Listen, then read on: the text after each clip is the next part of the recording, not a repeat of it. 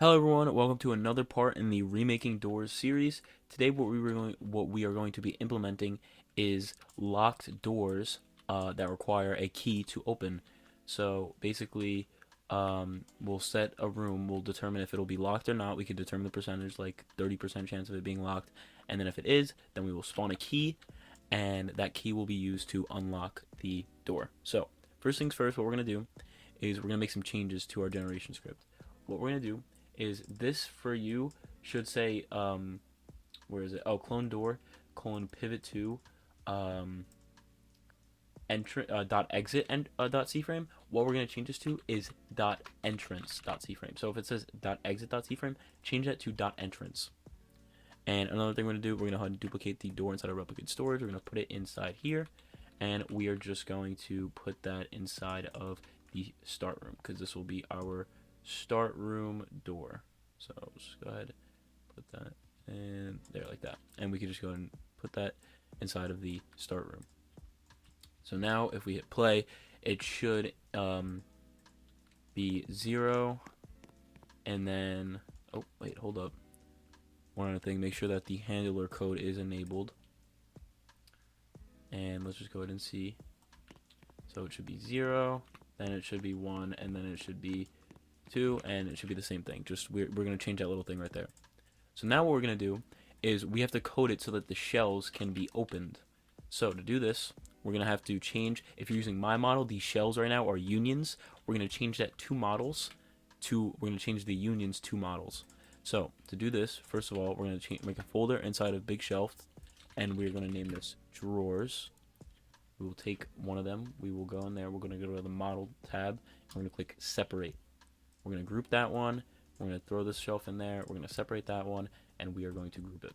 The reason why we're doing this is just because it's kind of easier, and we can make a lot more details with the shelves instead of it having to be one union. If you have your own models, just try to follow along with what I'm doing here to your shelf models and stuff. So we're going to name this one drawer. We're going to name both of them drawer, actually. So drawer and drawer. And so actually, you know what? We're going to name this one drawer 1, and we're going to name this one drawer 2. So now what we're going to do is we are going to insert a string value inside of our big shelf model or whatever shelf you have, and we're going to name this is shelf, like that.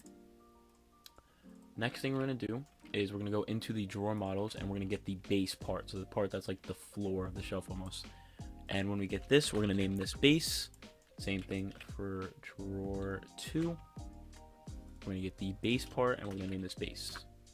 We're going to go ahead and set both of the drawers primary parts to their base. And the next thing we're going to do is we're going to make sure that everything is unanchored except for the base. So to do that, we're just going to go ahead, click on the part, hold shift and click, unselect the base by hitting Control and Alt, and then unanchor all of them. Like that. Next thing we're going to do, we're going to go ahead and weld all of the parts to the base.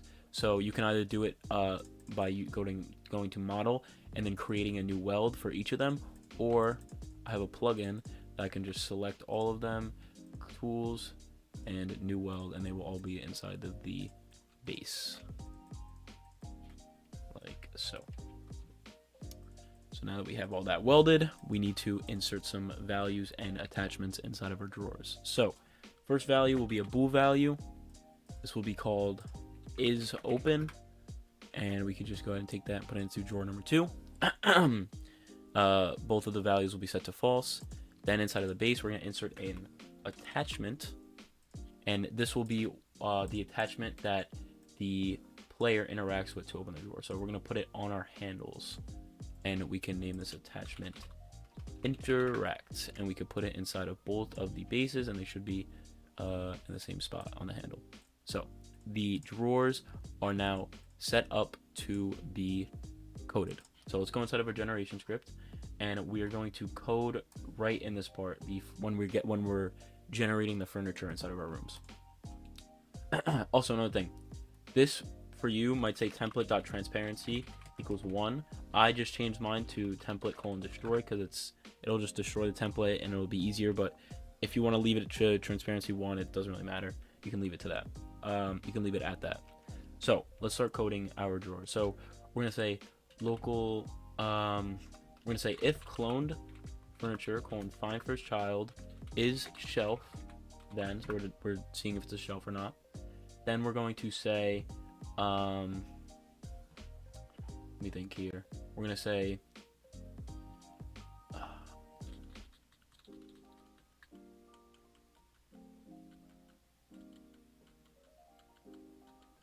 Say if cloned furniture find first shelf is shelf, then we will say local drawers. We'll get the drawers folder. So we'll say local drawers equals cloned furniture find first child drawers. Then we'll say if drawers, then for I drawer in pairs drawers get children and do it. So what we're doing is this is just getting each drawer inside of that folder.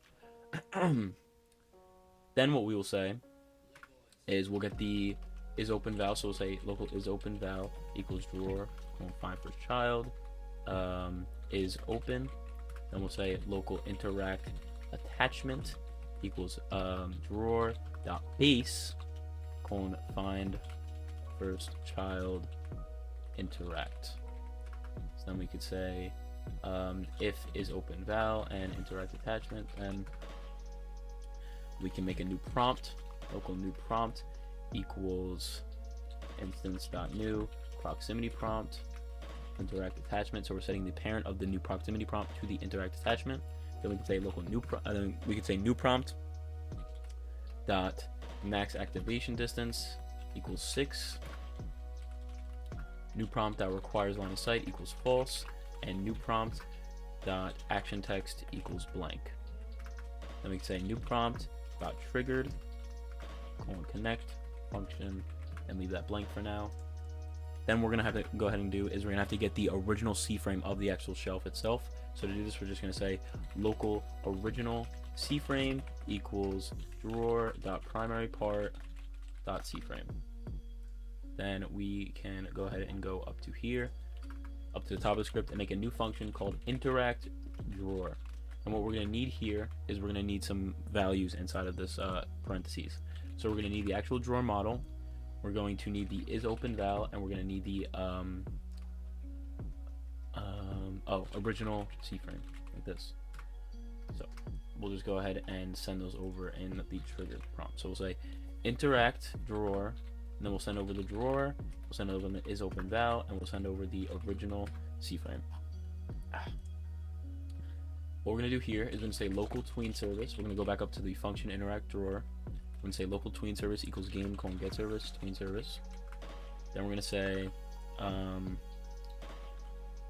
if is open val dot value equals false, then is open val dot value equals true. And we'll say else is open val dot value equals false.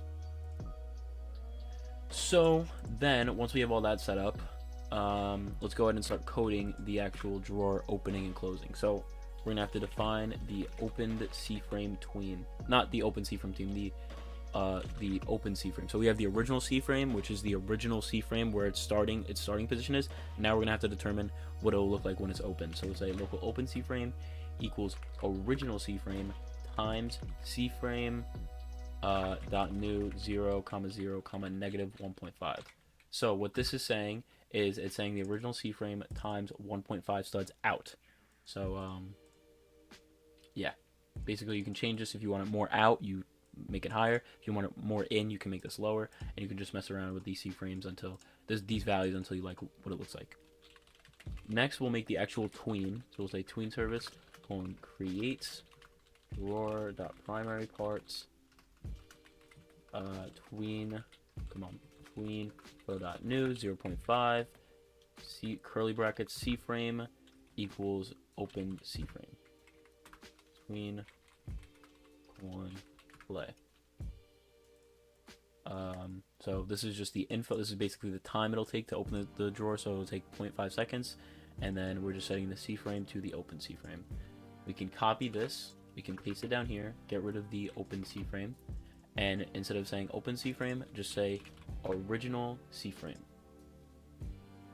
So now every time we go to open and close a drawer, it should now work, as you can see. And it's pretty smooth and it's pretty good. So that's all working good. Now let's make the actual keys and the locking doors. So we're gonna generate when we generate a room, we're gonna determine if it's locked or not. First thing we're gonna do when we generate if it's locked or not, we're gonna make sure that there's actually furniture inside of the room to put the keys in. So we're gonna say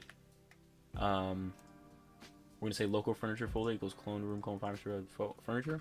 We're gonna say, first of all, we're gonna make a value up here called local is locked equals false, and then we're gonna say local generated key equals false. So we're gonna say if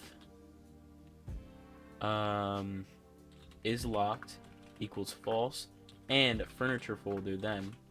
So what we're saying is if is locked is already equal to false and the furniture folder, and there's actually a furniture folder in there, then we're gonna do this. So we're gonna say local determine if determine locked equals math.random 1, comma 10. We're gonna set the chance of it being locked to 50. So we're gonna say if determine locked is less than is less than or equal to 5, then is locked equals true. Like that. So now we're saying we're checking if the is locked is already set to false, and the furniture, and there's actually a furniture folder in there so that we can actually generate the keys. Then we're going to actually lock. We'll have it a 50% chance to lock it, and then if it does get the 50% chance, then we'll lock it. So now what we're gonna put down here is we're gonna enter below here. So we're gonna say if is locked equals true, then now what we need to do here is we need to make some edit source shelves to our drawers again. So we're gonna go inside of our big shelf. We're gonna go to our drawers, and we can drag both of them out, and we're gonna put some parts in here to determine where the keys go if there is actually a key in there. When there is a key in there, I mean. So just put it down like this, and this will be the spot that our key will be if there's a key generated, like that. And we will name this key template. Make sure that it's unanchored. We will put it inside of drawer 1, and then we can duplicate it and have it be the same spot for drawer 2. And we're just going to go ahead and weld the base to that key template, like this. Now what we're going to do is I have a little key mesh here. It's pretty simple how to get. It's not really hard. You can just look up in the workspace key mesh, and a key mesh should come up. What we're going to do is we're going to duplicate this key template. Let me get this one. Key template, we're going to duplicate it, and we're going to name it key pickup. And we're just going to drag it up and try to match it to the actual key pickup, like in the middle, like that. And once we have that, then we can group that and the key that we have, and we could just name it, the whole thing, key pickup. And we want to make sure that that both of them are unanchored and that the key is welded to the key pickup. And we could just throw this inside of replicated storage. So now we have that set up. We can drag the drawers back in, take the big shelf, put it back inside of our folder, and go back to our generation script. So we're going to say if is locked equals true, then local determine drawer equals math.random 1, 2.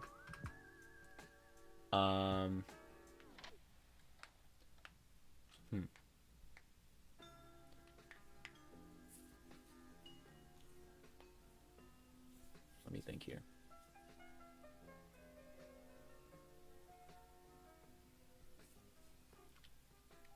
No, we're going to put it here. You're going to put it up into here. oops, we're gonna just say this. We're gonna say this. We're gonna say if locked, if is locked equals true, then local determine drawer equals math dot random 1 comma 2. If determine drawer equals 1, then else. Ooh.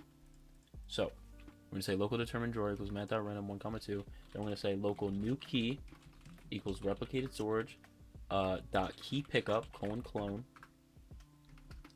Then down here we're gonna say this is gonna be for drawer 1. So local drawer 1 equals drawer 5 first child drawer 1, and then we'll do the same thing here, and we'll say, and we'll change this to 2. We'll say here, we'll go if drawer 1, then new key dot parent equals drawer 1 new key. Then we'll say local new weld equals instance dot new weld, and we'll put it inside of the drawer 1's key template. So we'll say drawer 1 dot key template. Then we'll say new weld dot part 0 equals drawer 1 dot key template, and then we'll say new weld dot part 1 equals new key, and then we'll do the same thing down here. We'll actually give this whole thing like this, and everything that's where it says drawer 1, we're just going to change to drawer 2. So and then one other thing, go back in generation, and when we're making these, we're just going to go ahead and say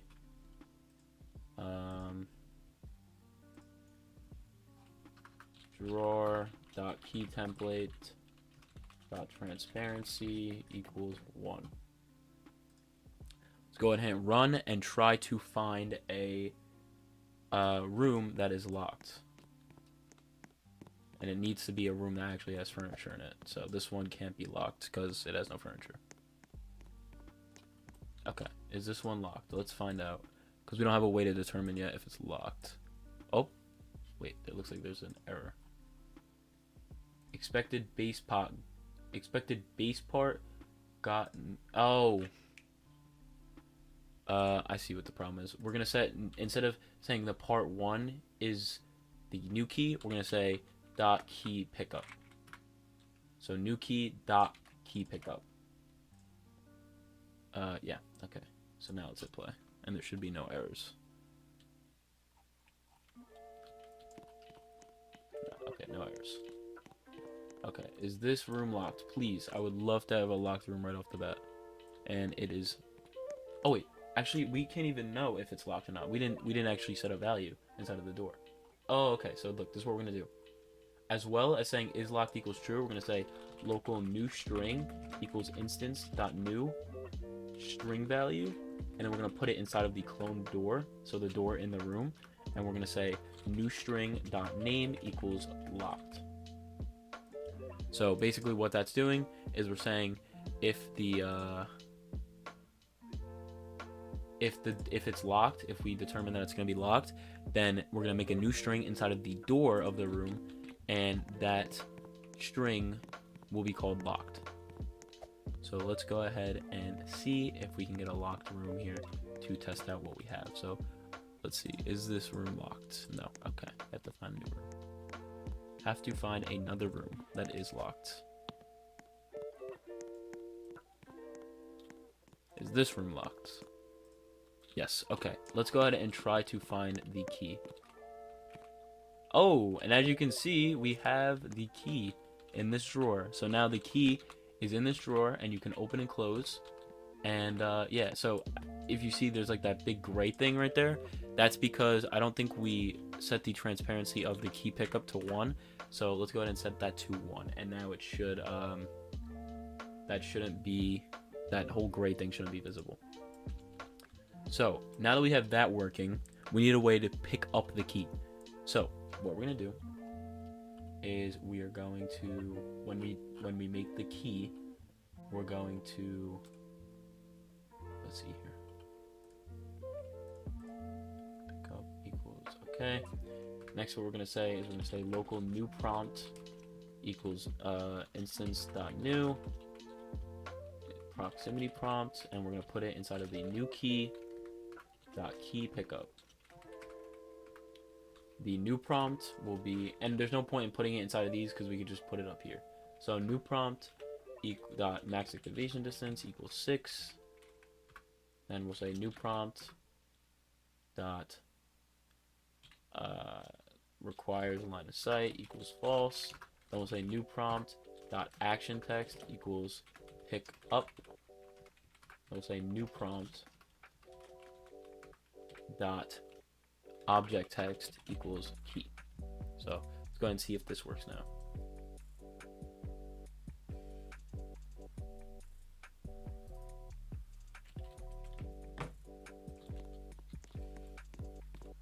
We get a locked room here. Oh, we get a locked room right off the bat. So let's see. Let's go ahead and test this out if we actually have. Okay, as you can see now, there's a key and it has a proximity prompt that says key pickup that obviously doesn't pick up anything yet, but now we have that. So now it's time to code the actual locked door. So let's go ahead and we need to edit some of our door handler script here. So what we need to put is we need to say prompt.triggered, and what we need to say is we need to say if script.parent find first child locked, then else, like this. And then we're going to take all of this code and we're going to put it right below the else. So it's going to say if script.parent find first child locked, then we won't run anything because the door's locked and I need the key to unlock it. But if there is if it isn't locked, then we can just run normally. So now what we need to do is we need to make the actual key. So what we're gonna do, we're gonna go inside generation, and actually before we do that, we're gonna go ahead and do this. We're gonna make a new tool inside of workspace, and let me just go ahead and insert object tool, and we're gonna go ahead and get the key pickup, and we're gonna get the key part of it, and this is gonna be our handle. So we're gonna say we're gonna name this to handle, and we're gonna put it inside the tool. So now this is a tool that we can use, and we're just gonna name it key. So now what we should be able to do is we're gonna have to code the key part. So we're gonna put a script inside of it, and we're just gonna name this handler, and we're gonna say local tool equals script.parent, and we're gonna say local handle equals tool wait for child handle. We're gonna say if handle dot not if, we're gonna say handle dot touch connect function h, and what we're gonna say is we're gonna say if it's get touched, then we're gonna get the hit of what it of which it touches, and we're gonna say if h.parent name equals door, then if h.parent find first child locked, then h.parent find first child locked destroy, and then we're gonna just say tool destroy. So we're gonna destroy the tool because we just unlocked the door, and that's really the whole point of the key. So we can just go ahead and put this back inside. And actually, one other thing, we're just gonna edit the tool grip really quick. So this is not necessary, but I just wanted to do it. Wait a second. Okay. And like that. That should be good. Alright. So now let's just go ahead and put that key inside of replicated storage. Alright, let's go back inside of our generation script and let's determine if they interact with that prompt. So we're going to say, where is it? Right here. So we're going to say new prompt dot triggered connect function player So this is the player we're getting. If player dot backpack colon find first child key, or player dot character colon find first child key, then we won't run anything because we don't want to give them more than one key. But else we can say player dot we could say local new tool key equals replicate storage dot key clone new tool key dot parent equals player dot backpack. Local new tool key dot parent equals player dot backpack. Okay.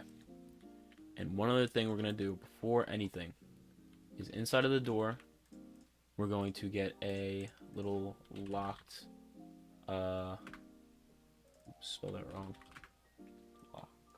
Let's get a lock. A lock mesh, preferably. I think this should do.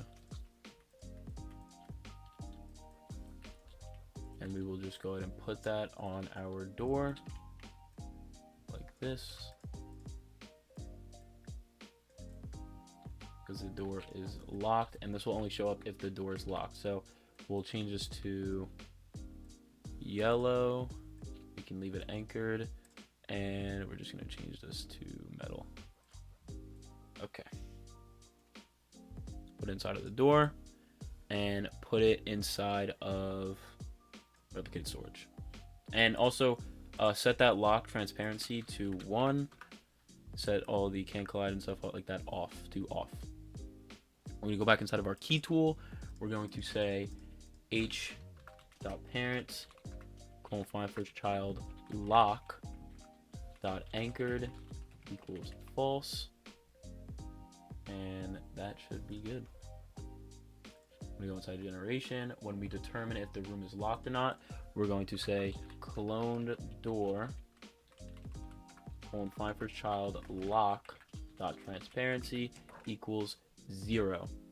Now let's go ahead and test everything that we've done out. Let's see if it's working. First we need to find actually a locked room. Hopefully we can get a locked room right off the bat here. Not a locked room. Okay, we have a locked room here. Let's make sure to test that we can't open it. Okay, we can't because it's locked. So let's go ahead and find the key. Oh, as you can see, we found the key. Like that. Honestly, that kind of isn't good because we're gonna set the requires line of sight to true because we don't want them to be able to pick it up through that. But let's go ahead and see if it works. Okay, there is a bug. Something is not working.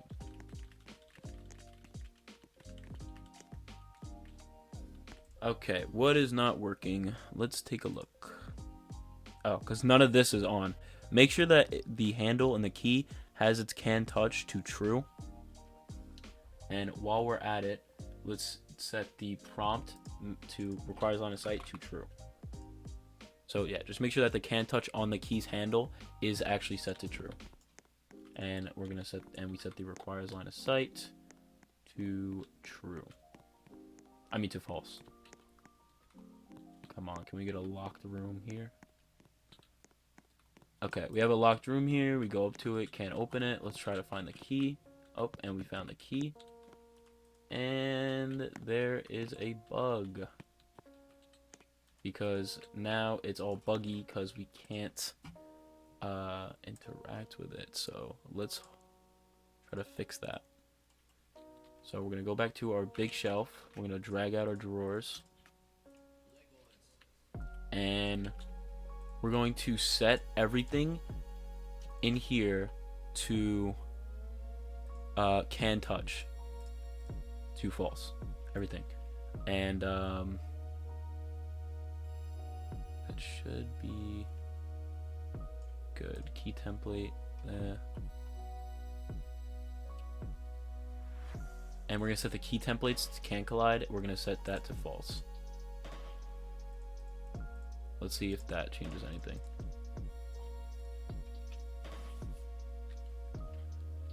let's take a look. So this has no furniture in it, so it can't be locked. Let's go to the next. Okay, we have a locked one already. Okay, so the drawers are already open, which is not good. And another thing I saw, there was 2 drawers with a key in it, which we don't want that. So we have some bug fixing to do. I think when we generated a key, we didn't. Yeah. All right. Sorry about the cut, but I didn't change anything. Let me just go back to what I was explaining. So local generated key equals false. We didn't set this value yet, so we have to actually set that value. So we're gonna go down. When we make the key, we're gonna set that to if is locked. Then we're gonna say if generated key equals false, then we'll set it to true. We'll get all of this stuff that we coded. Let me just see, make sure we get everything. And we will put it inside of here. Like that. So now let's go ahead and test it. One other thing, let me just take the big shelf and drag both of the drawers back in. Oops. Oh, come on. Why is this not working? There we go. Like that. Put it back in a possible furniture folder, and let's go ahead and test out what we have now. So we'll open this. This room can't be locked because there's no furniture. Is this room locked? Okay, it is. So let's go ahead and find the key. And we found the key, so we'll just go ahead and pick that up. If we try to pick it up again, we can't because we already have it. So let's hold it out and let's try to unlock the door. And as you can see, the key gets destroyed. We unlock the door, and now we are able to unlock the door just like that. So that is basically how you implement locked doors and keys into your doors game. And I hope you guys enjoyed this tutorial. It was a long one. It definitely took a long time to try to figure out how to do it, but I hope you guys enjoyed it. If you have any suggestions to what you want to see next, I know there's been a bunch of people saying, you know, rush AI and all this stuff, and those are definitely going to come. I'm just trying to get through all the basics of the doors like system, like the locked doors, the keys, the furniture, the interacting with stuff. I just want to get through all that stuff first before I actually implement that stuff. But I hope you guys enjoyed, and I will see you in the next one.